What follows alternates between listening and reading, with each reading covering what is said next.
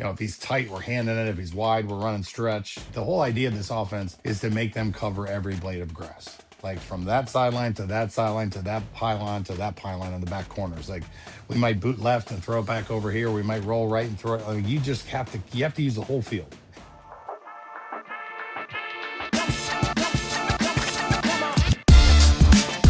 Welcome to Season 4 of the ANF Podcast. Today we have Tim Lester as a special guest, offensive coordinator for the Iowa Hawkeyes. This is the culmination of essentially 2 years of work where we get to ask all the unanswered questions about why he does the certain things he does within his scheme.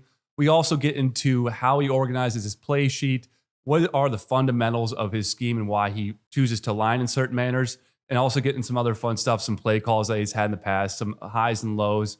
Overall, it's my favorite podcast we've ever done. I'm really excited for you guys to see it. It sounds like we might be able to get him one more time before the season ends, but it was an awesome conversation. We got 90 minutes out of him, so hope you guys enjoy.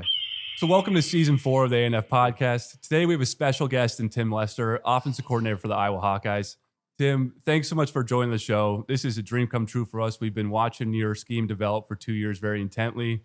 We've been building together questions that we've wanted answers to, so to actually have you here is awesome. And thanks for joining the show.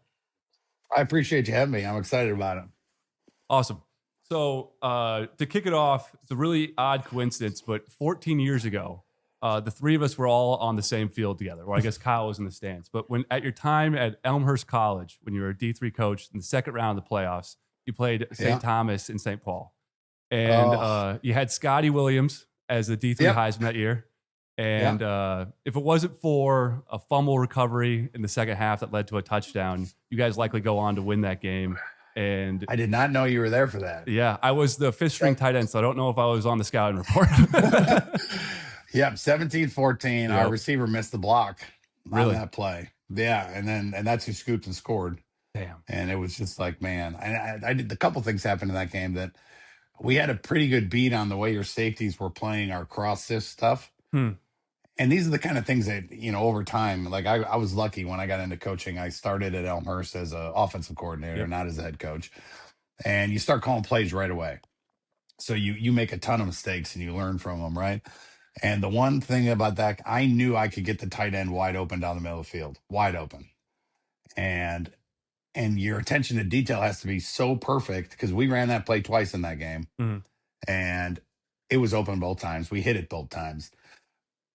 But I don't know if I can swear on a podcast, but my dumbass had the outside receivers running hinges, like 10-yard stop conversions. Just in case you played cover 3, we could just go outside and throw a 10-yard stop route.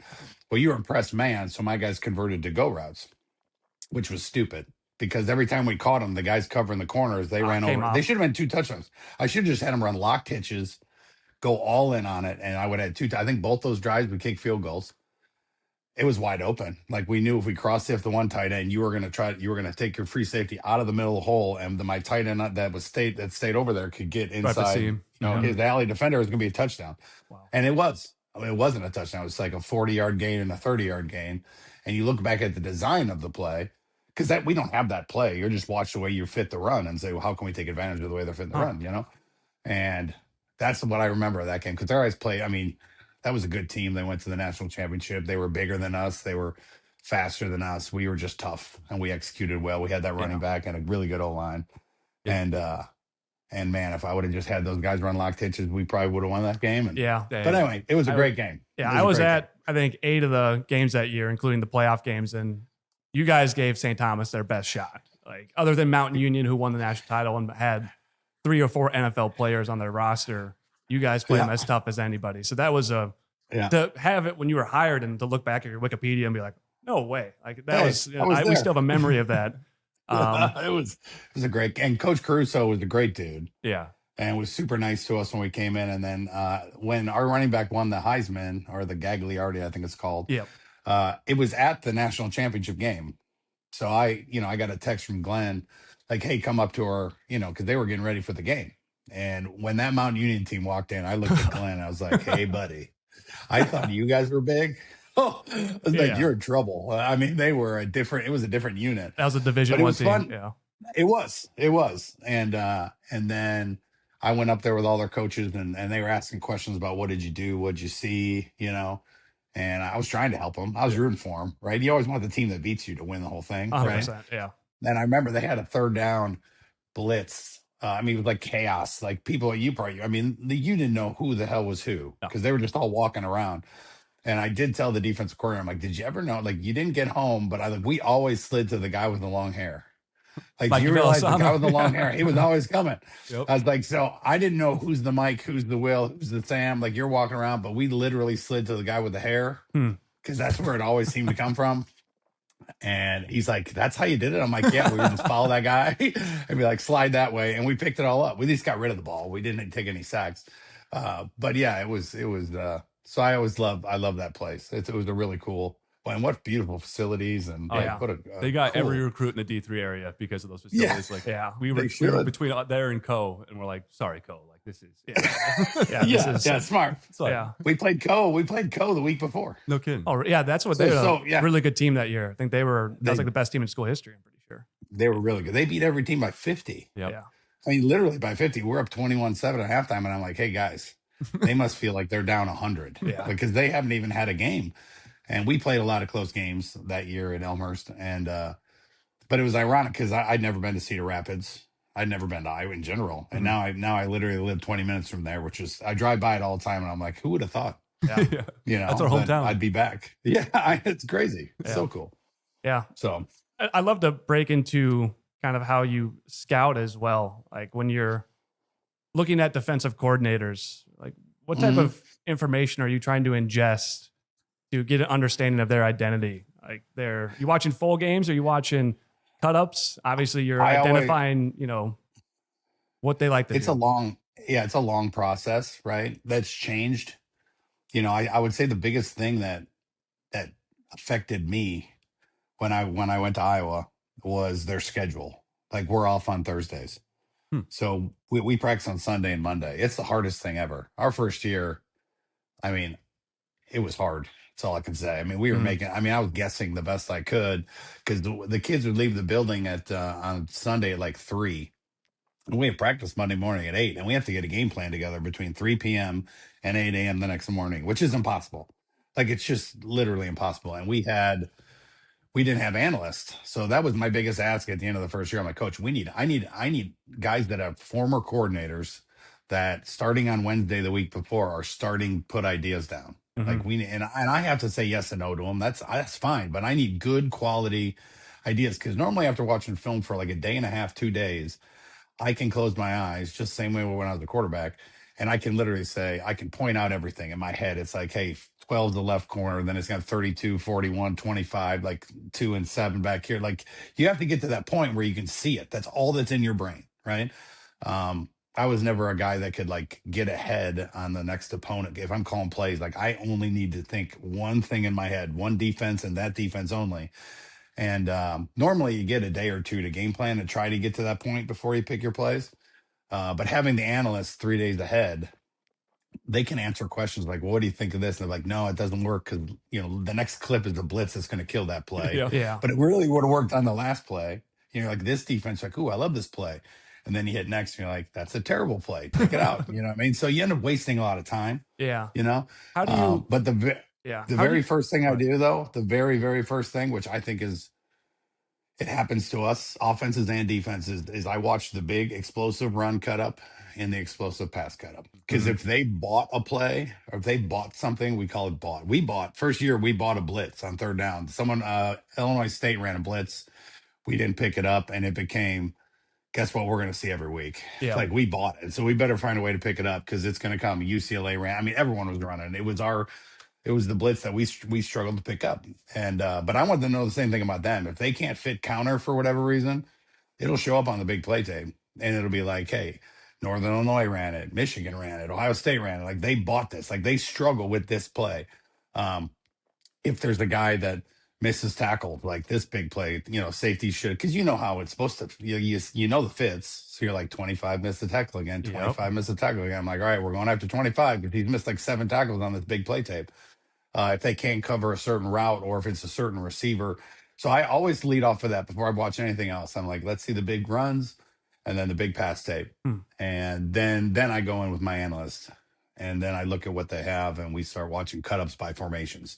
Because Gotcha. you're really, this whole offense is, it might look like we don't run a ton of plays, but we make them all look different between under, gun, pistol, sidecar. It doesn't really matter. Like, we can run the same play. My favorite game plan I think we've had was my first year when we played Washington.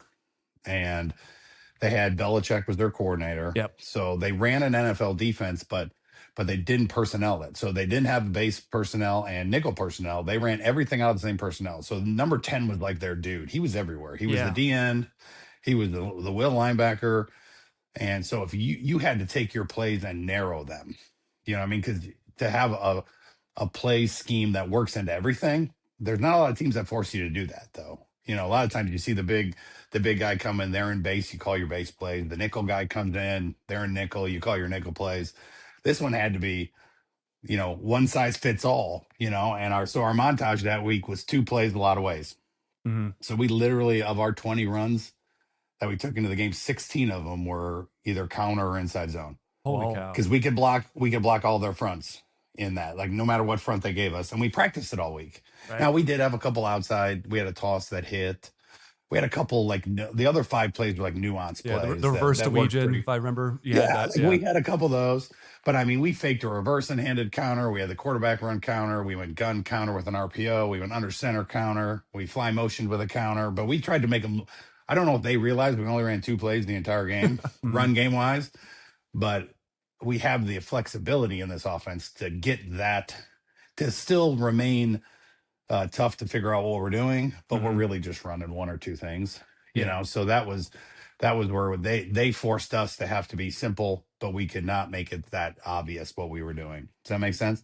So that's how we started. Is that your general philosophy? So if you're going to see a lot of multiple fronts like that, so then you're going to simplify on your end. If someone's going to come out and run the same front against you for an entire game, or then you trying to complexify? Or I don't know if that's a word. Make it more complex. I knew what you meant. I like that word. Yeah, it's exactly right. Like, our defense is pretty, you know what they're going to line up in, right? Like, and they're one of the best at doing it, you know? So when we're against our team in practice, we have a spattering, right?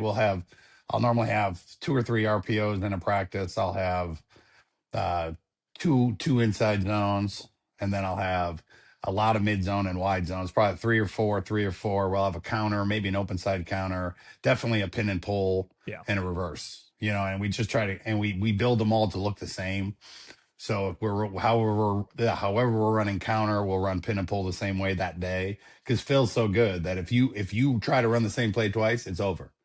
Like, he's that good. It's good because it keeps us on our toes in practice. So I got to change it. And then Lutmer knows everything that's going on. If you ever run the same play twice on Lutmer, he'll call it out before you run it. It's one of the most amazing things I've ever seen. Wow. We ran one this spring that we hadn't run since the fall camp. We just put it in that day. I kept the motion on it that we had before, and we motioned from a 2x2 condensed set to basically a 1x3 bunch set. And the moment we motioned, he's like, "Here comes double post wheel." In my hand, I'm behind. I'm like, "What are you doing? Like, we haven't run that play yet. We haven't run it for like 6 months." Wow. And he called it out. And they're pretty sharp. So yes, if they're more base, it allows us to do more and attack different ways. I normally have like parentheses on the play call. So if I like them and I want to run them again, I'll just make them look a little different. We'll shrink to it. We'll explode to it. We'll Y-mo to it. We'll just try to change it up the second time or third time we run it. But normally, when you know how they're going to line up, you just try to continue to find advantage run plays and just keep them guessing, because that's what sets up all your play pass, and everything looks identical. You know, the easiest thing in this offense to design is the play pass, because you do the run game and you're like, all right, cool, these are our play passes. It's simple. You just put a P in front of the word. You know, if you're running 13, you run past 13. If you run 16 whiz, you run past 16 whiz. Everyone has the same people, you know. And the other thing that allows you to do, which I don't know why more teams don't do, is if you have a play designed for a certain look and you're like, this is a touchdown. I think Shanahan probably does the best job of all the guys that are running it at saying, like, this is a touchdown if we get this look, right? Like, so if we don't get the look, it's okay. Like, we're just going to can run. because it's already a run play. The play pass is already a run play. So they come out in cover 2 and you're like, hey, can. And if I call pass 16 whiz, we're going to run 16 whiz. And then I'm going to call the same play again, thinking there's no way they're going to run cover 2 again. And then they play quarters or one higher, the look we want, and we keep it on and we hit one. Yeah. So he just never, anyone who's played football, like, there's nothing worse when you practice a play for a certain look and then you don't have a way to get out of it, so you waste it. And you're like, I can't believe we just wasted that play into that look, Yeah. And same thing happened this year. Good. Can you think of like a moment where you had that a scout into game plan into execution in the last 2 years of, we knew we were gonna get this look, almost like how you said how Shanahan had that moment, like where it all came together, and anything from the last 2 years where one play stands out? I mean, we believe, truth be told, we have not been great in the play pass game. I mean, and a lot of that is more DNA driven than it's more personnel driven. We really haven't had a guy that can go over the top, but we've hit a lot of high crosses, which is great because they play over the top of it, and we just hit the high cross. Rutgers this year, like we knew exactly the look we were going to get, and the high cross was running naked every single time. And then they tried to latch on late in the game, but he was empty, like no one on him. And so we knew exactly how they're going to play. We thought they were going to mess with us the whole game. 2 safeties spin in different directions. And I was like, Mark, you're just going to have to be on. Like, we're always going to call our run plays away from the rotation for the most part when you're running outside zone. And we snapped the ball. I mean, we broke the huddle, very first huddle, and they just gave us the rotation like the whole game. So it wasn't even like you had to use cadence to figure out which way they're going. They just gave it to us, which we had to call. Oh, here's one. We have a play designed we ran it year 1 against it was Washington. It was a cross sift screen to Caleb Johnson for a touchdown. Yes. It's called Cowboy. And believe it or not, I got like 500 texts from my players when the Chiefs ran it against the Bills on 3rd and 8. It's a man beater, but I've never thought about running it into 2-man. Well, they ran it on 2-man on 3rd and 8. And it was like 4 minutes. If they needed the first down, they were going to the Super Bowl. If they didn't get it, they had to kick the ball back to Josh Allen, which is a dangerous thing to do. And they ran Cowboy and dumped it to him. And he didn't score, but he got a first down. It's a nice, safe pass to beat the underneath man and then let the 2 safeties play deep. And, I mean, I got like 500 texts from the players like, Cowboy for the win. And so we're playing Rutgers this year, and I'm excited about Cowboy because it's a design touchdown. Right, it's going to happen if they play man, and Rutgers inside the 15-yard line was 100% man coverage, 100% man. So I call it, we motion across, and they bump their linebackers, and I'm like, what the hell? They're in zone, and we run inside zone for a touchdown. It was great. Everyone's excited. I'm like, okay, they got it. Okay, next time we get down there, I'm calling it again. I call it again. We motion across, they bump. And I'm just like, we canned it again. We got like 9 yards on it. We called it 3 times and never ran Cowboy. Wow. Because they didn't. I learned quickly.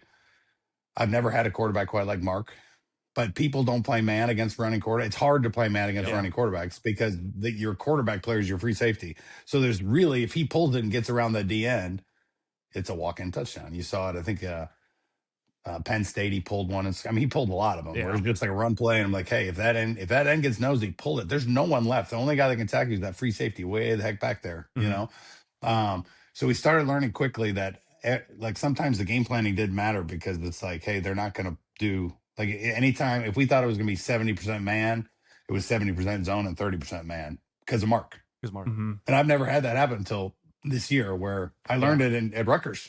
I'm like, why the hell did they played zone in the red zone? Like they were 100%, like not one zone snap. And they played man, they played zone against us because of Mark. I assume it's because of Mark. I mean, because it happened like weekly. Cowboy would probably be the one. I think of the sad part is I think of the ones that didn't happen. You know what I mean? Like where I wanted to look, and like we had one against Washington my first year that it was the coolest play. It was right off the I showed the guys the clip, and it was like fake inside zone, fake the reverse, fadeaway jumper to Lachey in the corner. It never happened because we canned out of it 3 times. And they were all good run plays, but we never got the look that we saw on film that was going to be I mean, I showed him Aaron Rodgers, faking it and faking it again and fading away to who's the big tight end? Big Cat, huge, 88. It was a monster tight end. He's still in the league. He's been in the league for Mercedes Lewis. Yeah. It was the coolest play ever. And we practiced it. And there was just, end outside pointing the tight end on the Sam. So the tight end would block the end and the guy guarding him would get lazy and look in the backfield. And all of a sudden you look back and he's gone. Mm-hmm. You know what I mean? And we never got the look. I think you guys use that same look against Illinois State, the RVZ high point, right? It wasn't maybe not a fadeaway, but block, release, cargo. Yeah. So it's funny because I think we're just kind of coming into our own when it comes to play pass. You know what I mean? We've been able to get we hit that throwback early in the game this year. We had a couple where protection broke down where we had guys running. We had one against Oregon that it hit exactly like we wanted it to.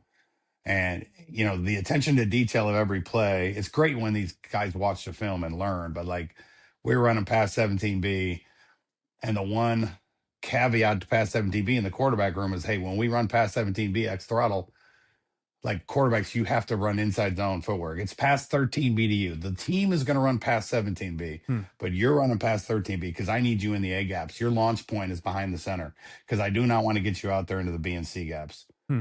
But sure enough, he goes out there into the C gap and he just has a mental block. And Weejan is running down the middle of the field with nobody on him. And Mark is a little wide. He has pressure in his face. If he was over there where he should be, he'd have no one around him. And he checked out of the flat for like a 1 yard gain, but Weejan's running down the middle. I mean, that's the most frustrating thing ever when you're up there and you're like, what are we doing?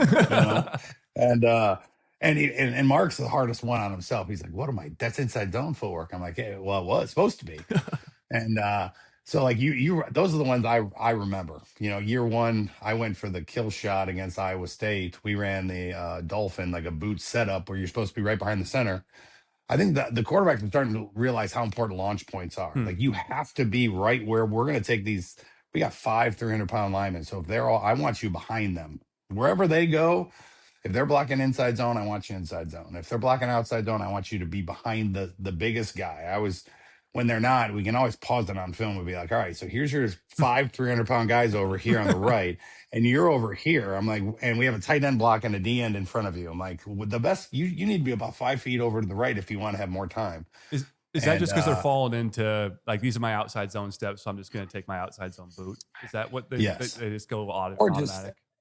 I think it's just, they've now learned over the first year when you lose a touchdown just because your launch point's wrong. Against Rutgers, I mean, Mark's launch point, I mean, he was taking 11-step drops instead of 7. We were late on the high cross. He should catch it when he crosses the hash, and he's catching it out by the numbers, and he slowly got better as he became a believer, right? And when Cade ran the boot and he didn't set up where he should have set up, because once again, we had a guy running. I was just trying to end. It was a 4-minute drill. I was like, we're taking a shot. We're ending this thing. I think it was Seth that was running down the middle of the field wide open, and he ended up taking a sack on it. And it was, Luke was fighting his ass off over there, but he was right over there behind. And like all the linemen over here on the left, right where you should be set up. Like the ball's on the hash, you should set up on the hash. And he was like 6 yards off the hash. And while he was about to throw it, he got hit and took a sack, and we punted, and then they went and kicked a field goal. So like those are the little things that, it's sad because it seems like I only remember the bad stuff, huh? Like you asked me for a good one. Like I just remember that. I guess the one that I knew, like I've never been around a good team that doesn't have, tendencies, right? Like this is what we do. You got to stop it. Like this is what we're going to run. You have to have that. All the good teams have it, right?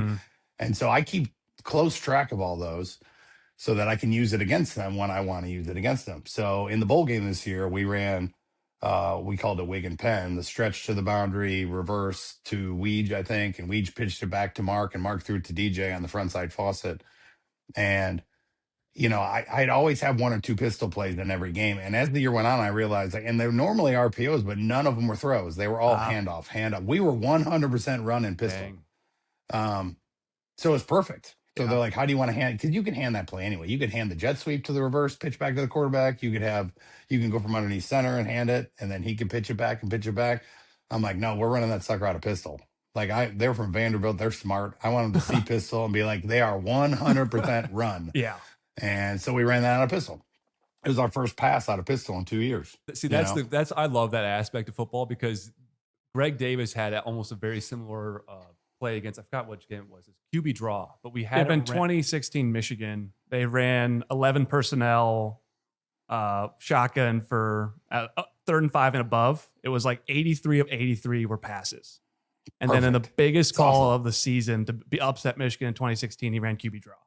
So like that long self scout where you're like, the coordinator's screaming at him like this is going to be a pass. And perfect. So you keep track of your own self scout and you're building that in through your install and you're like all the time.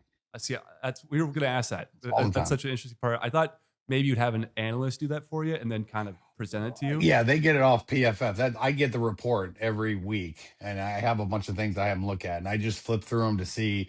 I mean, anything 60-40, 40-60, like they're going to be guessing. That's fine. When we start hitting the 70s and the 80s, I normally highlight it, and we'll try to get something changed in that game plan to try to keep us always at 60-40 or 45-55, whatever it is. And but then like when you have the one-offs that start getting really high, then you can start, that's when you use it against them, and I have a lot of people ask me about personnel all the time. And I really try to personnel first and second down, right? I mean, third down, if there isn't a big threat of run anyway, like you'd rather be in 11, so you're in 11 a lot on third down. So I really don't, when people always give me my numbers on all my downs, I'm like, I don't inside the 10, we might be in 14 for all I know. Like that's not gonna, I just look at first and second down. I'd like to be, I'm going to play the best players no matter what it is. It's players over plays, always players over plays. So if we were like unbelievable at tight end, we'll probably run a little bit more 12, if I don't have a third receiver I want to put in the game, then we're going to run more 12, but there's times where you just want your speed on the field for certain plays on 3rd and 8 and you get an 11, but then you start building these strong tendencies from that stuff. And you're like, all right, now when can we break them?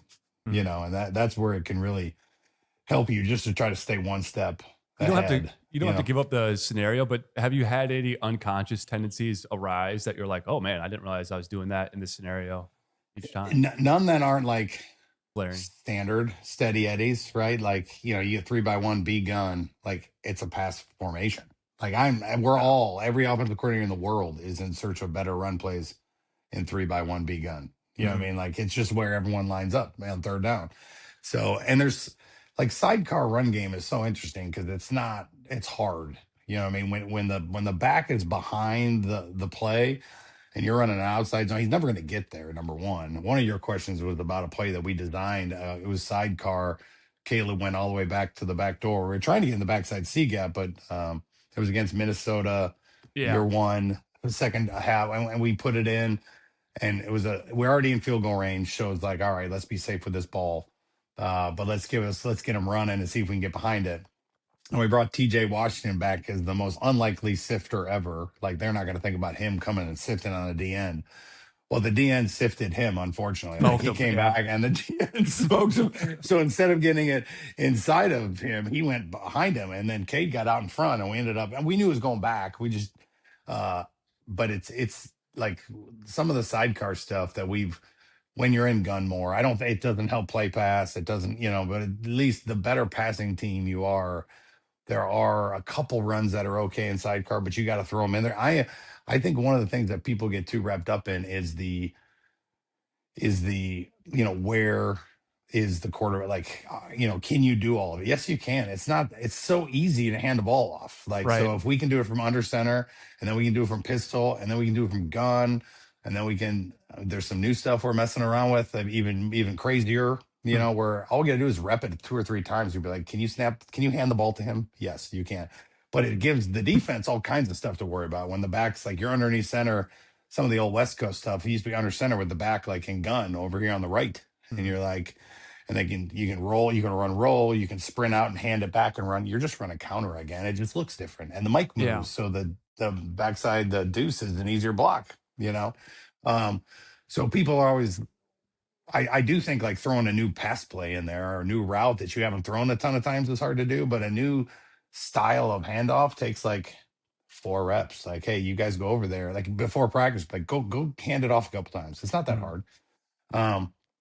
And so that I do think that helps when people try to like our defense is the best in the world at if you line up one way and like you have to keep moving it. You got same side, you got to cross, you got to do everything. You got to fake a jet sweep and then run the play just to get them to step the wrong way for a second. And that's the part that I think is really easy that our guys have done a great job of, just to keep the defenses on their heels. Because the one thing about our offense that I think is pretty special is you're not going to play downhill at linebacker. It's really hard to play downhill at linebacker. Yeah. I mean, I always tell a story. Jay Higgins, my first spring here, we have like what I call it the pit. The pit crew is where all my analysts and GAs, it's like a big room and they're all in circle, it's the pit. And so I went into the pit one day and Jay Higgins is sitting there with the Green Bay Packer playbook open, thumbing through our, I'm like, what are you doing in here, Jay? He's like, Coach, you guys are killing me. We were having some success running the ball in our first spring.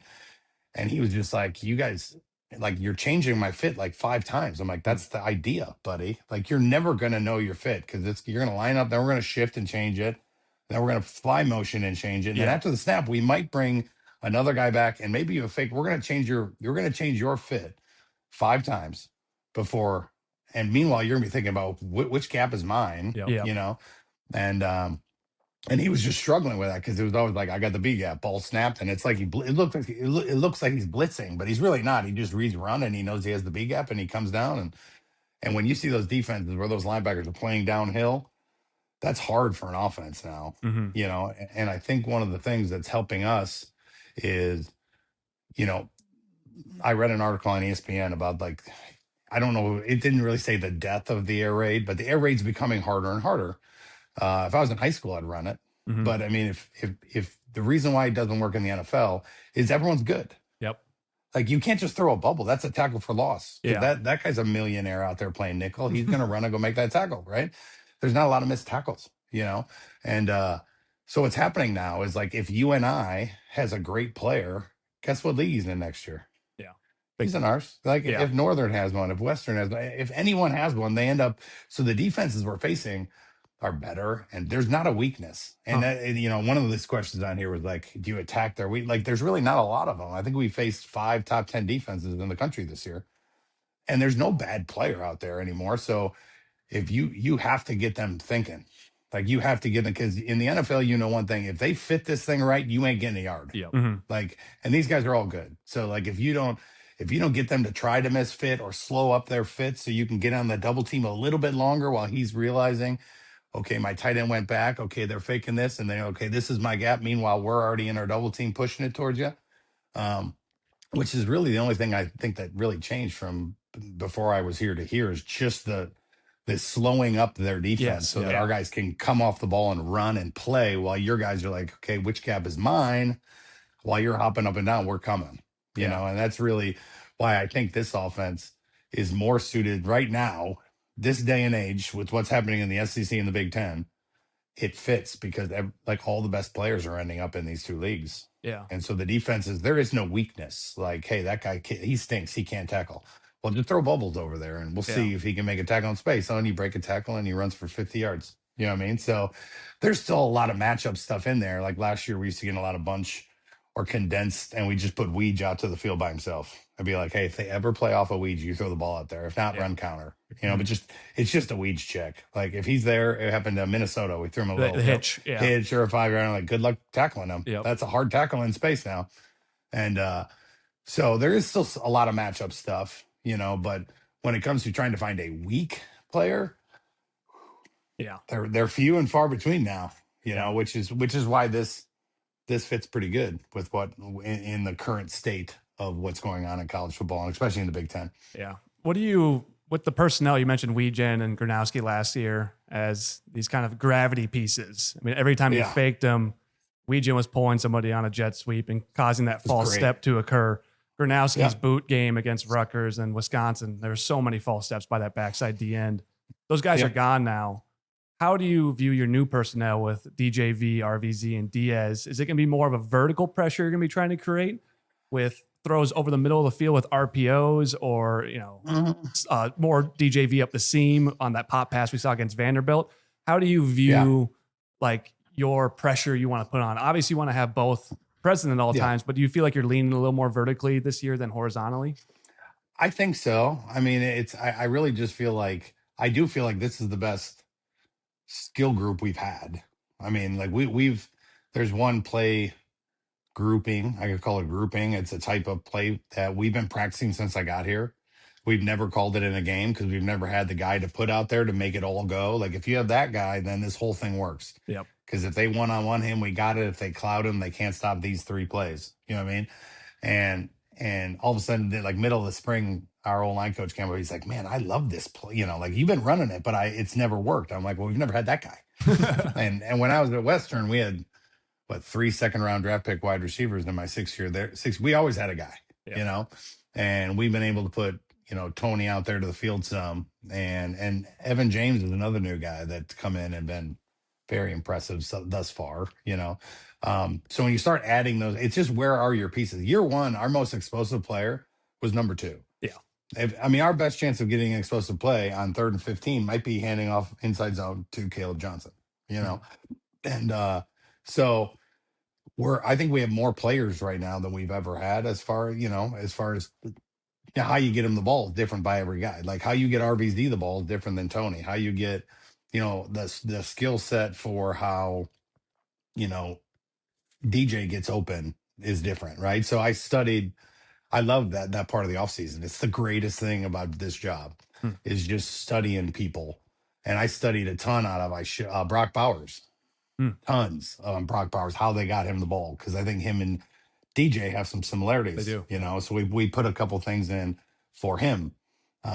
Whereas with Tony and Evan getting here, I've had those things. At least I have. We ran at Elmer's College, we ran them. You know what I mean? I just haven't run it here yet because we haven't had that guy that makes the whole thing go. That play series, So I do think with the guys we have, we can do some things we haven't done before. I can call the game differently than I did before. And the O-line and the tight ends and the running back, we're still going to be able to run the ball. I'm hoping we take some pressure off of them, actually, with some of the other things we can do now. So it's even not having RBZ the first half of the year this year was tough, and he's not necessarily an elite route runner, but he can get vertical and he can make a catch. You know what I mean? Like he can use his body, and it's great on the backside of 3x1. Especially when you have something to the field that they're afraid of, that you can put, Tony and Evan and DJ all over there on one side, and they have to make a decision on the backside. His route tree is, and the way we've been doing it is more like, here's a run formation. Are they going to get low to stop the run? Now we got RBZ. Now we can say, shoot, they're going to throw it over here and still get the same look for RBZ. Does that make sense? 100%. So it's just different ways of getting the balls through players. But I do think we have more variety right now because we sub the running back. DJ's really come into his own. And then we've added a couple, and RVD is healthy right now, knock on wood.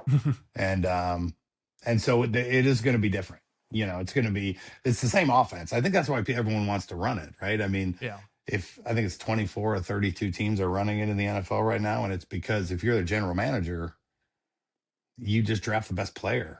Like we can run it out of 12.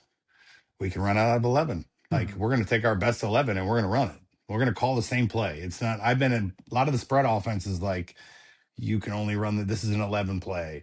This is the 12 play. I give Sean a ton of credit because 3 years ago when I was in Green Bay, literally one of my jobs was to do personnel for the other team. It was very nerve-wracking. It made it no fun. Lambeau's a beautiful place, and I'm nervous as hell every game because I have to get the personnel right. And they're running 3 on. I mean, they're switching like crazy. They're wearing capes because it's cold, so I don't see the numbers. And then they flip them off. And I said, is that a tight end? Robert Tunyon looks like a wide receiver, but he's a tight end. I screwed that up a couple times. And we just happened to be, Joe Barry was our D coordinator, and he ran personnel. So if you were in 12, he was in base. If they were in 11, we were in nickel. And I was wrong plenty of times. But when we played the Rams, they were 11. It was the greatest day for me. I'm like 11, 11, 11, 11, 11, the whole day. So I got to watch the game and be like a coach. It was great. But then last year they got banged up. They ran this whole thing out of 13. And it became a thing like, oh, Sean's using 13. Sean's using his best players. And it happened to be 13 personnel last year. Because who'd they get? Oh, it was the Packers. Devontae. They had Devontae. Devontae got hurt, so they had Puka and 3 tight ends. So they ran this whole thing out of 13. You can do it. It's not. The West Coast has been around such a long time that the flexibility of it is, if the best player on the board is the tight end, take him. If he's a fullback, if you have the best fullback in the world named Juszczyk, then you run 21. It's not a big deal. And if you have like an Olympic track team like they had with the Dolphins, like you run it out of 11. Like keep Waddle and Cheetah and HN. Like it doesn't really change what you're doing. And I think that's when Coach Ferentz called me originally. I think he wanted to run this. Like that was the hardest thing is, how many. I happen to be a college football coach that knows it. I've coached in the NFL a very short time, but Matt LaFleur and I obviously played college football together. And it was in 2008 when I was at Elmhurst College, and his little brother Mike was playing for me there. And shoot, the year we were there, now he was gone already because he GA'd for me, and then he moved up the chain from there. But we started learning it in 08 when they were all in Houston. So Kyle Shanahan was the quarterback coach. Gibbs was the running back. Alex Gibbs was the O-line coach. Kubiak was the head coach. They had Schaub and Adrian Foster was the running back. He was really good. Yeah. And that's when I started learning it, and so we've been just running it a really long time. And it was funny, one of your questions earlier, because like my job for a year in Green Bay was basically to study the offensive coordinator of the other team. So on game day, I would sit right next to the D coordinator and tell him what his quirks were. So I have a lot of experience looking at myself calling plays, because that's all I did for an entire year is get to know the play caller, and there were times like the ones that were hard to stop, were very versatile. And then the ones that were predictable were easy. I try to tell people our first playoff game that year would have been 2 years ago, or 3 years ago. It was the Cowboys with Dak Prescott, and it was round 1 of the playoffs. And for whatever reason, like Mike McCarthy would not call 2 runs in a row. He just wouldn't do it. I've never seen statistical evidence, and I majored in math, so I love numbers. And I went to our D coordinator. I'm like, hey, buddy, like this is insane. Like they will not run the ball. Like they won't. And if they do, they can have 8 yards. They're not going. They'd run on first down for 8 yards, and they'd throw on 2nd and 2, throw on 3rd and 2, and punt. Like just play shell coverage, man. Like they're gonna throw the ball. But dare them to run it twice in a row. And I think they did it one time. They ran for like 8 and then 7, and then went pass, punt. You know what I mean? Like it was unbelievable how when you start studying other play callers, you start realizing what you want, and then you start checking yourself, like going back to when you called plays, just to make sure you can at least stay ahead of the curve, so you're not helping the D coordinator out. How does your play calling cadence work? Do you have it where you have basically 2 or 3 plays in mind depending on the outcome, or do you just sequence them? And then the other piece is, how do you bucket your plays? Do you have like, here are my 3rd and shorts, here are my 2nd and mediums, here are my 2nd and longs? Is it all? How do you organize that in your mind on game day? Do you have like a flow of, hey, I know everything I'm calling today, here's exactly how it's going to play out, or are you more artistic with it? It would depend on the situation, right? So on our open field 1st and 2nd down call sheet is about 50 plays, right? And that's on the top left of my call. My whole left side it's runs, it's play pass, it's movements, screens, passes, and they're by color. I have an opening script that I stick to, but 1st and 2nd down, I'm really just rolling through this side, and then in between, like on sheets of paper, the things I haven't got to, I'm writing them down. So if I have like 5, 6, 7, 8 plays that I know I want to run next drive, I will make another sheet. After we get through the openers, I almost I build drives as we go. Like the best one I can explain with that one was when this year the bowl game. The one thing, if you watched over time, if you watched the way Pavia and the way they played, is once they got going, no one was stopping them. I mean, halftime score of the Texas game, they were losing 35-0, and they still lost, but they lost 43-42. Like once they get going, once they get going, but they did it every week, like every single week. Once they got it, whatever they're doing on offense. And at one point, Coach Ferentz got on the headset, and he doesn't talk much, but he's like, "Hey Tim," I'm like, "What's up, Coach?" he's like, I know we're up 3, but I kind of feel like we're down 12. You know, Yeah. And I was like, I know, because we had discussed this. Like, we have to keep the hammer down. And I literally wrote out, pass punch, 4 verts, bubble pump, and wig and pen. I think those were the plays. And although we had a lead, and it was third quarter maybe, and we hit DJ up the seam. Then we ran the bubble pump, and then to run wig and pen, I had to get on the right hash. So I called a pin and pull to get it onto the right hash, and we got it out to the field. Or maybe we ran a fly sweep we got it to the right hash, and we ran wig and pen to go back up 10, and those didn't not normally be, but I had them written down. Like I literally went through see what we ran already, and I made the list. And but then you get really specific in third and short, right? Yeah. And so I have my 5 plays, and then 2 to 6 or 2 to 5, 6 to 10, 11 plus. And then you flip over, and on the red zone, I have 25 to 15. Now those change every week. Yeah. They change it, like some teams, they don't really change till like 11 or 12 plus. So I might have a 9 to 11. It's like, and that's what the analysts do. They come in and be like, hey, our normal 2 to 5, 6 to 10, 11 plus is like for the birds. They start 2-man at 9. So it's 9 plus, and it's really 5 to 9, because that's where they start running these coverages and these blitzes. And it's really 2 to 4. And that's not a big deal. I just change them per week, but when we talk about it in the off season, it's always 2 to 5, 6 to 10, 11 plus, right? Yeah. And same way in the red zone. There's a point they change. Sometimes it's the 6 and in, sometimes it's the 9 and in. But we normally break them down in 3 different categories, kind of like the loose red, 25 to 16, just for the type of passes you can get thrown in there, Shot plays. Yeah. And like what else can we get up and down where we're not running out of space, right? And then 15 to 9 and 8 and in, or 15 to 11 and 10 and in, whatever it is. And then we group them. And I put the pass plays I like, and everything's colored. Yeah. So like the runs are green because it's on the ground, and the blue is the passes.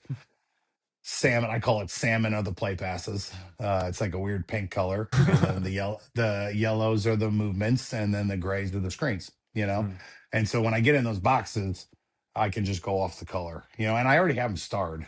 I give this thing to the quarterbacks, and I normally have 3 of them up there because I'm working off marks, and if he gets hurt, then that one's off, and I'm bringing the next one in because I have them star their favorite. Like, give me your top 3 plays, short yardage. Give me your top 3, because I want to call something that it wouldn't be in the box if I wasn't comfortable with it. But I sure as heck want the quarterback to be like, hell yeah, that's my play. Okay, you picked it. Let's go. The ones that you pick, you just do a better job of executing for whatever reason. Yep. I think they're all good, but you like these 3? Cool. I'm calling that 1, 2, 3, So, and they don't always all pick the same 3 plays. So that's why, depending on the quarterback, I have them, 1, 2, and 3, their favorite plays in each box. We don't really mess with the base game plan much. But with all those situational things, I let them pick their top 3. And that's how I normally go in that order. Looking at quarterbacks this year, and also looking at Iowa as a developmental program, and is there a trait from practice 1 in the spring to the bowl game that you're really trying to develop with these guys, given that you're gonna have a lot of individual drill time, that this program really is about fundamentals? And why do you pick that fundamental trait to focus on? What's the output of it? What's going to make them better? I think it's all footwork. Like, it's all timing. Like, this whole offense, from the time Bill Walsh started it, like, you can literally just look at a guy's feet if he has his feet right. If you looked at Mark's feet from the beginning of the year to the end of the year, it's like 2 different people. And I can tell you where he threw the ball. Like, Cousins is the perfect example. Like, the guy's, it's like punch 1, 2, 3. And if he doesn't throw it, he didn't throw it to that read. And if he hits you, like, he's throwing it to one of those 2. And if he second hitches, it goes to the back every time. And that's how he's played for 40 years, it seems like. Because it's all tied to your feet. So if your feet are screwed up, then the timing of the offense doesn't work. And obviously we're a left foot up team, so a lot of guys need to learn that. Like, Traden just got here and he's still trying to figure that out because he was a right foot up guy. So I'm trying to train him, because even at 7 on right now, he's way early. He's getting back too soon. He's progressing on passed one before one had a chance to get open, all because he's off rhythm. You know what I mean? And we literally time every single throw in practice. I literally have a stopwatch on them so that I can give them their totals. I showed them Mendoza this year, Sam Darnold, like here's the national champion in college and the national Super Bowl champion. And they're both 2.6 time to throws for the year, right? And so like, what is your time? Today, your time on your 18 throws, you were 2.9. Like those are mostly sacks. You know what I mean? Like you're not processing. So that is the number one aspect. Now there's a lot of other things. Like I think in this offense in particular, like you need to have a really strong arm. Like we throw the ball when it's working like it should, which I'm hoping this year we're closer to what it should look like. Like I said, late last year, we were getting pretty darn close, where I was really confident in being able to execute everything on the game plan, but you got to have a hose. Now you got to throw the field out. Like it's not the air raid where I could have a noodle like me and throw for 11,000 yards throwing it sideways. You know what I mean? Like you have to be able to make some throws. Like, and some of our guys on our team, they make a throw and I'm like, man, I would have had to crow hop into that one. You know what I mean? Like for me to make that throw. So that like in recruiting, like that's what you're looking at. That's why it's so important that you see them live. They could be a great kid who's won 5 state championships, but if they don't have a really strong arm, like if they can't make the big throw, it just doesn't fit this offense. It doesn't mean it's bad. It's just, it doesn't fit. Like you can see an NFL arm and this is an NFL offense. So it's kind of got to be an NFL arm for it to work, and we're word for word. I mean, when trading is you talk about the portal, like we're not a big portal team. Now we portaled the quarterback room immediately, just to try to get it to a better place, and that's what it was great to have the portal for. So quickly, because the first quarterback that I've recruited, I'm going into year 3, just showed up on campus last week. Like that's how long it used to take to get your people, and you can use the portal to try to speed that up a little bit. But because Jimmy was already committed when I got here. So literally my first quarterback that I got to choose just walked on campus. He's been here 2-3 weeks now. The freshman. And he's literally a freshman. Yeah. And so it takes a while, to get it turned over, because not everybody on the portal has the arm that's needed to do it. And if they do, they're worth $9 million, Yeah, exactly. Right. Yeah. I watched Mendoza when he was down there and he looked pretty darn good. His price tag was a little bit higher than we were, a different price point. But you have to have that arm. And I remember talking to, because one of your questions on here was perfect. It was, here it is, give us your pitch. Yeah. And so we played Minnesota and he was up for his visit. And after the game, we're doing a dinner with his family. And we played pretty well. It was the first 2.5 quarters were great. And then it was 35-0. And then what do you call for the next 2.5 quarters? Like, you don't want to show things. Like you'd like to save some of the cool plays. Like I sure as heck don't want to show them. But then again, like we got 2.5 quarters left of, happened against Wisconsin too, where you're like, man, like those are frustrating. You're happy, but it's just like, what I'm going to call 4 plays the rest of the game and try to get a first down. And but it was a great game. And Matt called me. They had a Sunday night game in Pittsburgh. And so it's him, his wife, Bree, and their chief of staff. And they're in Pittsburgh. And so he's a FaceTimer, right? So I run outside because we're in a loud hotel lobby restaurant place at the courtyard right behind, and I'm talking to Matt and he's so fired up that he heard about the game and it was just like, oh my God, that was awesome. And I'm like, thanks, man. He's like, are you celebrating? I'm like, no, I'm recruiting. I'm like, oh. It's like, you should be at home celebrating. I'm like, that's not the way college football works, Matt. Back on. I was like, I got my top quarterback here though. He's like, you tell him if he wants to learn an NFL system, like there's no other place to go than to come play for you. And I was like, well, why don't you tell him? He goes, take me inside. And no joke. Like I got this little thing. So I literally put it right in front of him. Like put it down right in front of Dad. Floor's yours, and trading. And then they looked at him and there's Matt, and they're like, and they're huge. I don't know if they're huge Packer fans. They're huge NFL fans in general. And Matt literally was like, listen, if you want to learn an NFL system, there's no other place you should go other than go play for Tim. And I was like, hey, I'll call you tomorrow. I hung up the phone and I looked at Trayton and his dad. I'm like, that's the best I could do, guys. Like, I didn't even plan this. Like, this is a head coach in the NFL that just told you what you need to do. And so I might need to call him up more often, I think. Like, hey, will you FaceTime me this afternoon? Yeah. But that happened naturally, and that's where, and I'm hoping, like, watching what Mark did at the East-West Shrine game. He texted me on Monday. He's like, hey, do you know Sean Mannion? And I was like, yeah, I know of him. Like, that was the job that Matt wanted me to take. I could have stayed there, or I could have gone. I had a chance to go to the Rams potentially and be the quarterback coach. And then Coach Ferentz called me, and so I ended up here. And I'm like, so I don't know Sean, but all my friends in Green Bay know him, and they say he's a great guy. And he's like, all right, well, he's my offensive coordinator for this East-West Shrine game. I'm like, have you gotten the playbook yet? And he's like, no, this is Monday. He's like, they're going to send it to us on Tuesday and I fly out on Wednesday. I'm like, well, send it to me when you get it. And then the next text I get from Mark the next day, he sends it to me and all he wrote was, holy shit. So I click on it and it's our offense. I mean, to a T, every formation, every shift, the cadence, the calls. Wow. And I was like, hey, dude, like, you should kill it. Like, you've been running this play 8 trillion times. You've run this play. And I was like, now don't tell any of the NFL personnel that, because I want them to think you're a savant, but like, literally it's word for word, protection, cadence, motion, shift, everything's identical. And he went there and he was the MVP of the game and he looked comfortable. And I was sending him like some of the Twitter stuff during the week, like, God, he looks so comfortable. I was like, you better. I was like, for God's sakes. So that is a hope as we develop the thing, that if that's something you want to do. The hardest thing about this system is learning it. Like, can you learn it fast enough? If you look at kind of how some of our offensive linemen have been doing, like, they know it. Like, when they go to the next level, I mean, it might be a little different, but we're just talking about dialects of the same language, And this year when, who is it? The Commanders. When the Commanders were working out, Mark, all the quarterbacks were there watching. It was in our indoor, and they're like calling out the names of the routes and the plays, and all the quarterbacks were like, "It's the same." I'm like, guys, yeah, it's the same. It's the same call, exactly.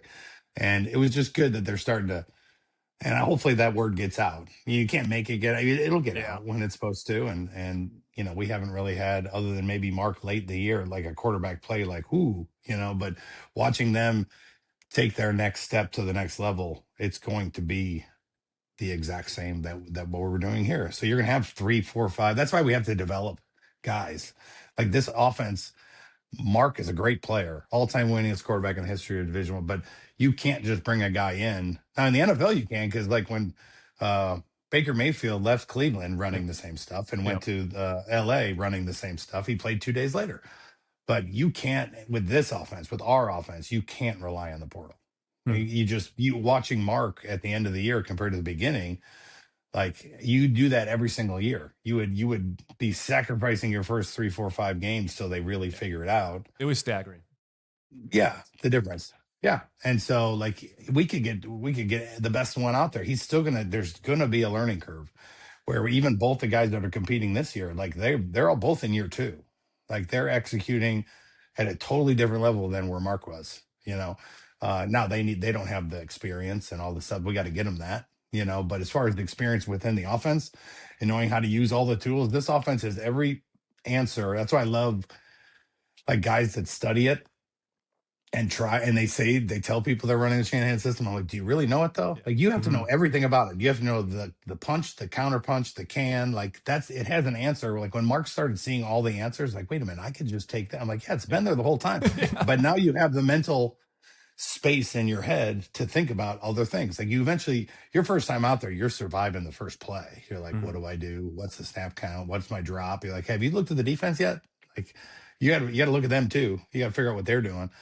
So you're just surviving. And then once you get really comfortable in an offense, you start having way more mind space for seeing all the adjustments and the hand signals. Like the one-handed catch that Reese made against Nebraska, like, that was 100% a check. We had a shallow cross called by him, and he was going to be open on the shallow cross too. But Mark was like, hey, screw this. Signaled the go route over there and took it. And he made a one-handed catch. Like, that was like, I wish he would have done it against Iowa State. We had one-on-one matchups. He just wouldn't take them.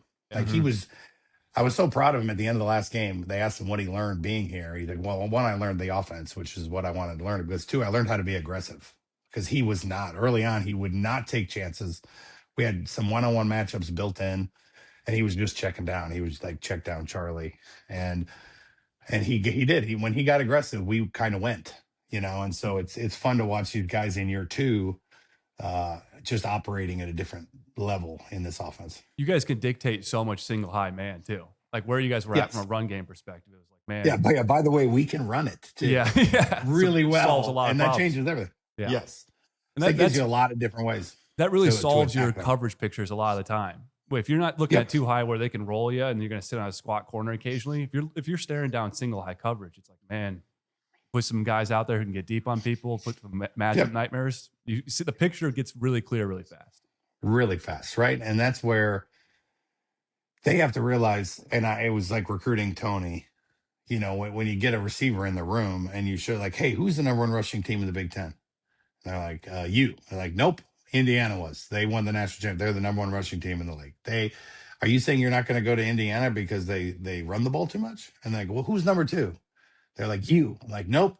Oregon. Mm-hmm. They finished third in the country. They're the second best rushing team, and they also threw the ball, effectively because of their run game, right? So are you going to say you're not going to go to Oregon and play wide receiver because they run the ball too much? They ran it more than us, But those teams were able to use the run game to be like really explosive in the pass game. We have not turned that. We haven't been able to do that for a lot of reasons. But the run game is the hardest thing to get. Like once you get that, you're halfway there. If you have a couple pieces and you add them to a run game, it can go from, I think we're fifth in scoring in the league, but in passing we were way low, and rushing we were way high. But like you could literally have the ability, like late in the year, to be explosive in both. And when you can do that, you can do anything you want to do, which is exactly what Oregon did and exactly what Indiana did. And I think the third rushing team was Miami, Ohio State. Yeah, I'm talking about in the Big Ten. Big Ten, I think Ohio State was third. And like you're telling me you're not going to go be a wideout at Ohio State because they run the ball too much. You know what I mean? Like we just haven't been able to turn our passes yet. And if you get the right pieces out there, like you're going to get the right coverage. Like all we got to do is watch film, and I pause it, and there's literally 15 people in the box. They have coaches off the sideline in the box. And I'm like, do you think you can get open on that guy? It's one-on-one and nobody else. Yeah. Like I just need a guy that can run a post on this guy, or a post corner, or a post out, And so like it was fun to have him look at some film and be like, whoa. Like, yeah, it's just USC you is like a there. perfect example of that. You guys came out and they put 8-9 in the box, couldn't stop you still. Yep. You just had and Rutgers. And you have to. We missed the high cross to high cross to Weegan late. We bounced it in. We had the post. The first read was open. Like RBD ran right by his guy. That was supposed to be his first peak. And we didn't. We missed that one. And then we threw the throwback. I think he threw a pick on it. He threw it late. But yeah, they forced you. The teams are trying to force you to do it. And that was right when RBD came back. Right. I think that might have been his first game back. So it was great when we had him, and we started. In the spring, we're moving DJ all over the place because I think he's that type of player. And then we got a couple new pieces. So it really is it's gonna be interesting to see how people decide to, what are you gonna stop? You know what I mean? Because when you do everything effectively, you have a chance. My big belief in everything I've done coaching for a long time is when you take over a program, if they do something well, you have to build on it and find a way to make it explosive, right? And if they do something poorly, you have to be efficient first. You can't go from they can't throw it to becoming explosive. Like literally, you have to become efficient first. Like my goal with the first year is can we complete 60% of our passes? Because we're not going to go from what happened before to being this most explosive. There is a process to it, So it's fun right now because I think we have a chance to be explosive in multiple ways, and that's. Man, it's fun. We won't be explosive running the quarterback like we were last year. I studied the heck out of that last offseason. It was kind of fun. I mean, we'll have quarterbacks that can run on the edges. Yeah. Like Sully could. And I've always had quarterbacks that can do that. And Hank can do it. Hank's actually faster Hank's pretty fast. Really? And so they both can run. But I've never had a guy that likes to run the A gaps. Yeah. Holy cow. Like how many are there? There's Tebow. Jalen Hurts and yeah. maybe like they're the three Allen. that got ever made. Yeah, like no one else runs them, and he loved the A-gap runs. I mean, he came back for the Wisconsin game. He's all banged up, not even 100% healthy, and he circled. You know, I give him the sheet. He circled all his A-gap runs. I'm like, hey, buddy, I'm not running. What if I just run out these fuckers? Just go right on. I was like, dude, you're hurt. You got a brace on. You look like RoboCop. You know, and I have to tell you that he's such a tough kid, and that brace really hurt his accuracy, because he couldn't rotate on the front, because I mean it's made not to let you rotate. So he'd throw his left foot out there and then have to turn it, and it would never get, you know. And then I remember, I forget which practice, it was like before the last 3 games, I went out one day and he didn't have it on. And I'm like, dude, where's your brace? And Mark looks at me and goes, fuck that brace. It's on. And all of a sudden he started throwing it again. Like he was throwing strikes down the field. And I was like, all right, we're back now, you know, because there was, you know, that USC game, like there's just some missed balls, and he was playing. You'd have to cart him off to not play. But he wasn't as accurate as he was going. He started going to the right places and missing some, you know, and then once he got that thing off, it was like he was cooking at the end. So I got 2 plays I got one. Okay. I want to talk about the QB run. Yeah. Well, I just want to bring up Penn State, that QB draw that closed out the game. So you guys hit that 60-yard where Mark just makes some hell run, jumps over a safety. You then come down in the red zone and you set it up with 2 runs. Were those 2, because you ran 2 fairly basic runs and then you ran the QB pull. Were you just sitting on that QB pull for that 3rd down call? We're just waiting on it, waiting for the right time. The funny thing about that call beforehand, we were getting into almost a 2-minute drill situation. Mm-hmm. And it's funny because all the offensive coaches would tell you, like, I was so excited about the, you know, it was kind of like a fake inside zone pull, follow play in the A-gap. And I was so excited about it, I never called it the whole game. And it was kind of about to be a 2-minute situation where we had to flip the field. And I had another play called. I was like, hey, guys, we're going to lead off with this. And everyone was good with it. And then we're just about to catch the punter. I don't know how we got the ball back. But I was like, hey, guys, like, if I leave this building and I don't call this play, like, I love this play. And it's probably not the best situation, but I'm calling this play first. I'm giving Mark a chance in the A-gaps. And then we'll spread it out and we'll throw it and we'll see if we can flip the field quick. And they were like, you sure? I'm like, I love this play. Like, I'll feel bad if I don't call it.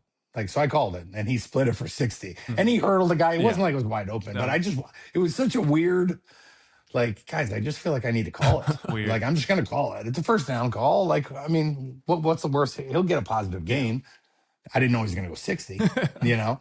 And, but yeah, so I called that, and then we're trying to push it in. I think, was it earlier that we handed it to Weege on the jet? That was the game-winning touchdown. Yeah. That was later, right? Speaking of that, like, remember I told you about that, or this is going to like pour salt in the wound because that's what I seem to do. The one time we had Weege right down the middle of the field that Mark was supposed to run 13, was supposed to run inside zone, but he ran outside zone and he had a bad launch point. Yep. That was the drive that we handed the ball to Weege and he fumbled it. Against Oregon? So we got 0. We got 0 points on that drive. And that's like, how do you always think when things like, how did that drive finish? They're like, oh, we didn't score. It's like St. Thomas. Yeah. Like, we're like, we kicked 2 field goals on those drives. And if I would have just had the outside guys, you know, so that's when it stings even more. Yeah. The worst call. I had 2 terrible calls. I thought I would call them again. Probably was the 4th and 2 against Oregon. They ran a very unique 2-point play defense, and we knew it. And I was like, all right, it's 4th and 2. They're running this defense. It's their defense. It's a 2-point play basically. Yep.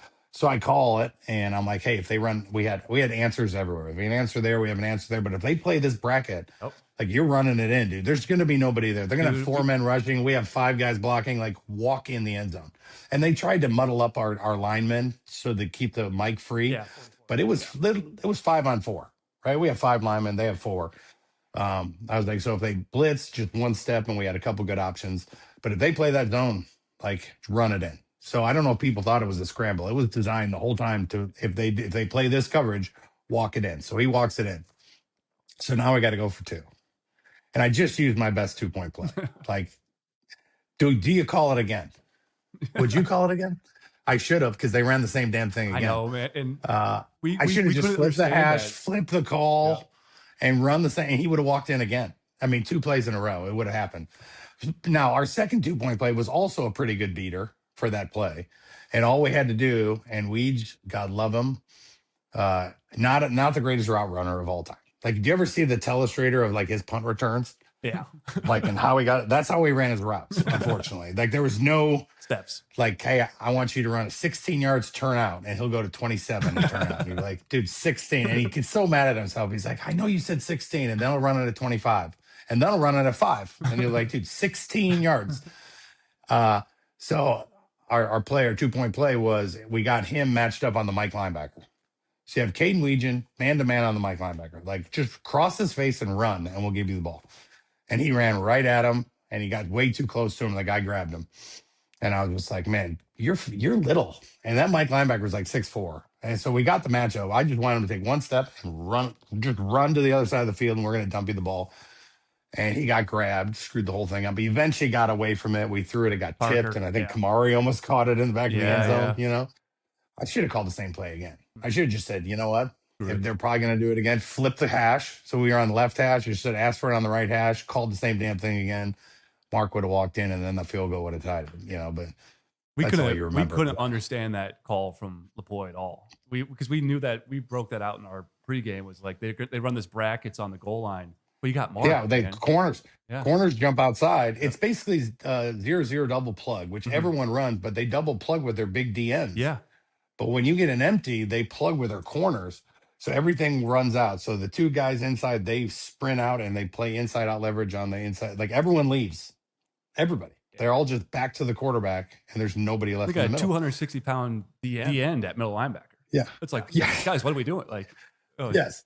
Wow. So, and then the other one that killed me was, and we practiced it for a month in the bowl game. Like I said, guys, if we get them in 13 personnel, like, they're going to put all their bigs in the game, and we're going to explode to empty, and you're going to have D linemen guarding our tight ends. Like, it's going to happen.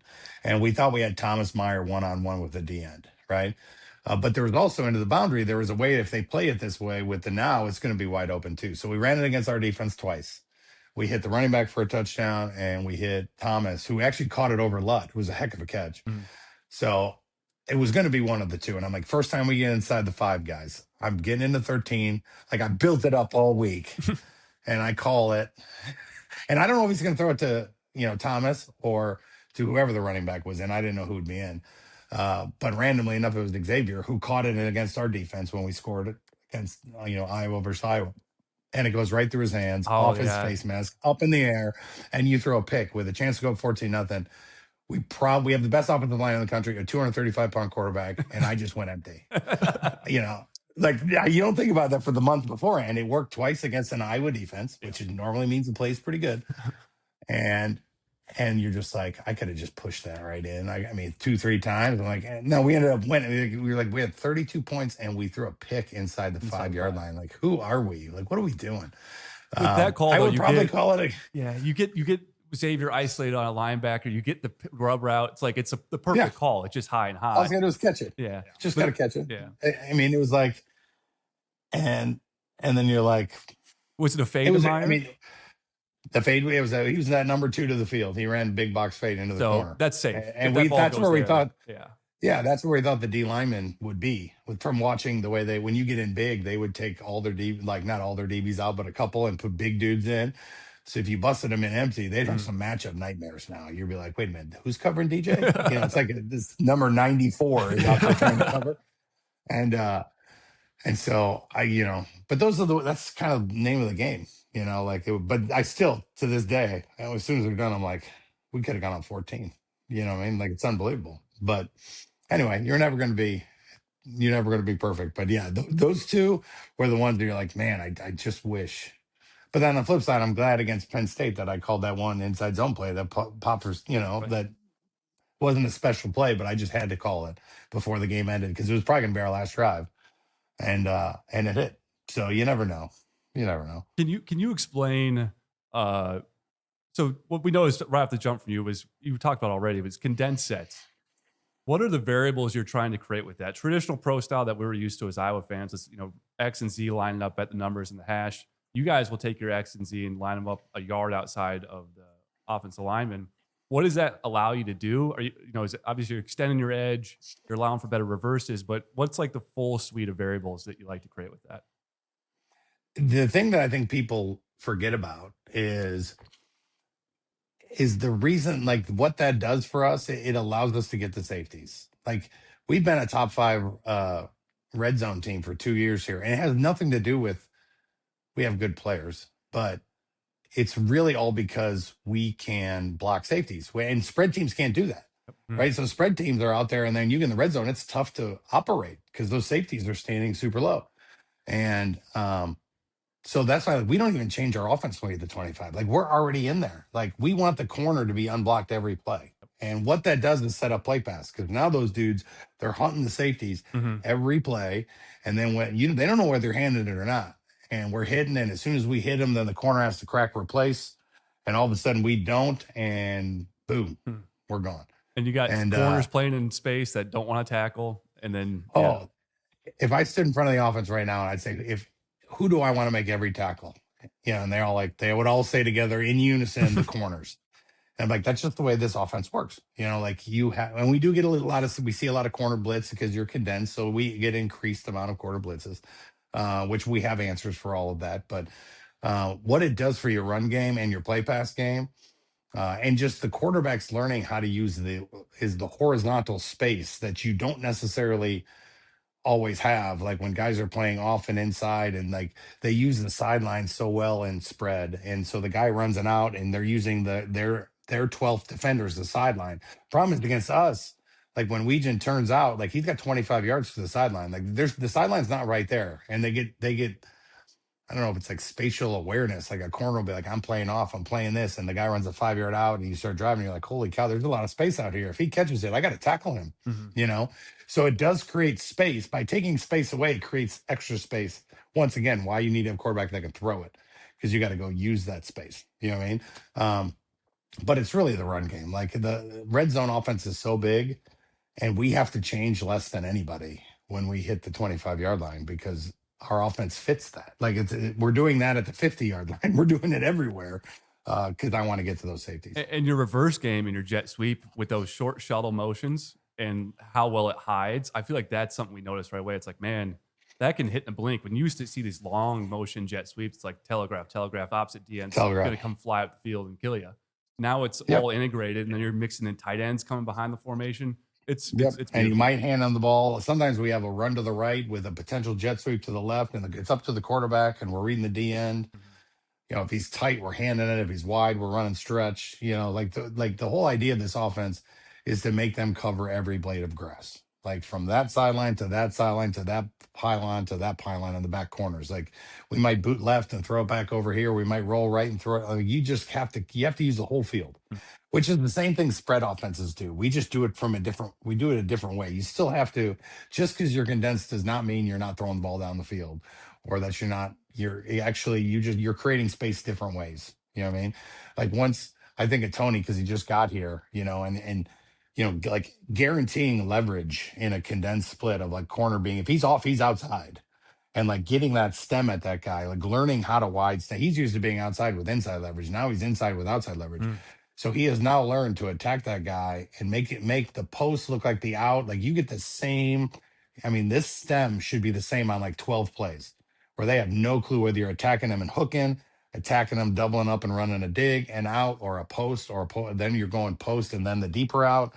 And he's gotten pretty good at starting to understand, like, these all look the same. I'm like, yeah, this corner's screwed. Like he's backpedaling, thinking, I don't know what this guy's doing, and you have the leverage on him, but it's it's very common on Sundays. Like it's just what you do on Sundays. But in college, we've been in a 20-year air raid. Like that was the majority, air raid and RPO. And we do a little bit of that too. But not much, so it's, people are always like, oh, you guys are under center. I think we're 50% under center, which in the grand scheme of things, a lot, but it's still only 50-50, because it does give you so much on the boot game and on the jet sweep game. Like that thing is handed so fast, and it gets on the edge so fast when you have a guy like Weege. It was it's a good thing to use as a way to get the defense moving. They're going to try to rock. I remember the one team we faced was year one when we played Wisconsin. Like they were trying to rock and roll with the motions and taking the free safety out of the hole, a little bit like St. Thomas. and they were trying, and we ran the flutter motion, and Gill was uncovered in the end Oh, zone. yeah. It's like that play wasn't even in, but that's one of our base plays. And as soon as I saw them rock and roll with the motion, my first year here, I had absolutely zero clue how anyone was going to defend us because no one, thank God, Jed Fish is at Washington because at least he was with the Rams and like they actually run I love if there's crossover game with them, I'm watching it because at least it's our sets. But year one, I mean, we would not find one set that looked like ours, and then you're like, okay, my first Minnesota game, I spent the whole first half trying to figure out what are they doing, like how are they stopping us or how are they trying to stop us. And I don't know if you remember, but we had the end of the first half, like I ran stretch in the 2-minute drill twice. Scored.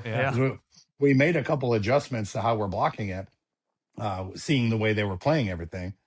And then like coming in the third quarter, I was supremely confident in what they were doing and all the calls we had. And we made some things, we put some plays in that we hadn't had in.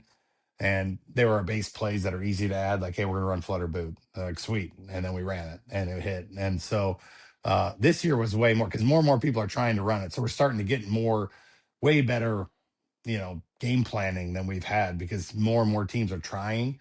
They're all getting away from RPOs and air raids, and they're trying to get condensed, and they don't always understand it. But even if they just line up in the set for me, you don't need to run our plays. Just line up in a couple sets so we can see what leverages they're going to play, what's their bunch check going to be.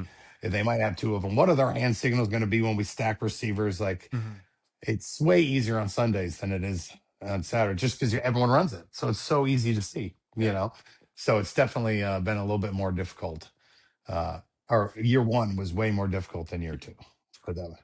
I guess I kind of break it down to Ferentz and what's it like playing with, being offense coordinator for him. Obviously, he's done an incredible job, knowing how to win. That's kind of the key component of Iowa's program. Uh-oh. Come on, bud. Come say hi. Say hi. Hello. What's up, buddy? Heard you had a hat trick. Hey, he had a hat trick today, right? Yeah. Yeah, he can't. I got John Mayers. You want to grab your unders and go in there and change? All right, I only got like 5 minutes left. Okay, well, because I got to take him to his next game. Yeah, we'll end on a fun one then. Yeah. Obviously, you had some time in the XFL in the Arena League briefly. Yeah. What's your best story from that time period? I mean, it's obviously a really unique league and really interesting. It was wild. It was wild. I mean, my first game we played at Orlando, it was sold out. And it was like a rock concert. It was like the first time it was a good mix of like football and WWF, right? And I remember, hearing like something going on in the stands. And I turned around and I saw probably like 6 fights. And then there were 6 times that it was a female taking her clothes off. It was one or the other. Every time you turned around, it was just so different than a football game I'd been to, and then we went and played in the Coliseum, and I remember scoring. We went to overtime. It was really the end. I don't know if you know this. It was the end of the XFL. Little did I know I had something to do with the death of the XFL, which I didn't know till years later after they did a 30 for 30 on it. And so I'm watching it. Someone said, you got to watch it. You're in it. And I was like, oh, cool. We had one of the greatest games in the XFL against Tommy. What was the quarterback's name? He went to Pittsburgh afterwards. They had a really good quarterback in LA. We go to overtime. And to that point, I forget who the owner of NBC was and the owner of WWF, the 2 big wigs, whoever they are. Well, they were getting along really good until J-Lo was on Saturday Night Live. And we were going over our time, and she did not want to wait for the XFL game to end. And it was the beginning of the end. It's when they started fighting because moral of the story is don't mess with J-Lo. But they kept the game on. And like they finished, we were in overtime. Like it was a great game. And J-Lo was losing her mind.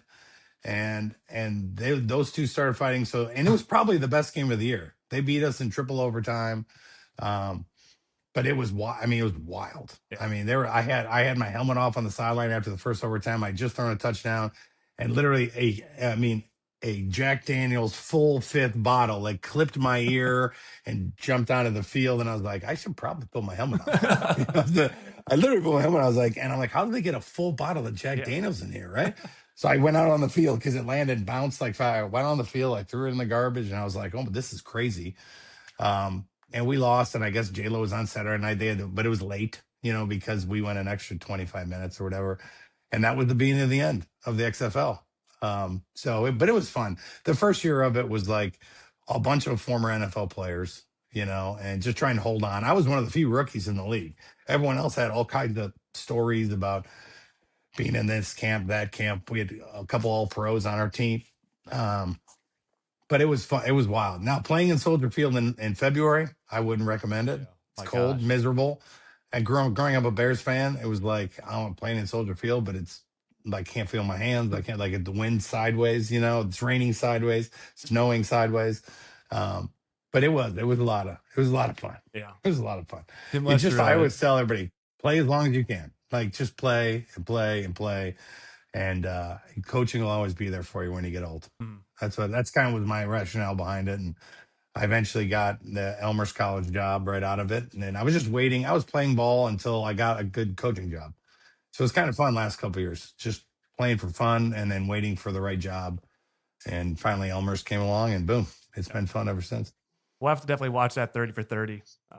It is. Yeah, you'll learn all about those two, Vince McMahon and Steve Ebersol, I think are their names. Like they were the two that were like pushing because it was NBC and WWF, and like everything was good, happy, and then it all turned south that night. It was only like week 3, and it was actually doing really well at that point. And after that, it's been downhill since. So, crazy story. Well, thanks, man. This has been awesome. I think we could go for another 2 hours. So we could, and we can do it again. I love doing this. This was fun for me. Yeah. But I also love going to watch my little guy play. Exactly. No problem, man. And you got to be there in 10 minutes, so we got to take off. Yeah. Appreciate it. I appreciate it. Send me an email if we're gonna do another segment. I'm all for it. I'm gonna be at the lake next time, and I have nothing to do for the next month. Sweet, awesome. Yeah. We really appreciate that. Sweet. Yeah. Sound good? Nice to meet you. Thanks, guys. Appreciate it.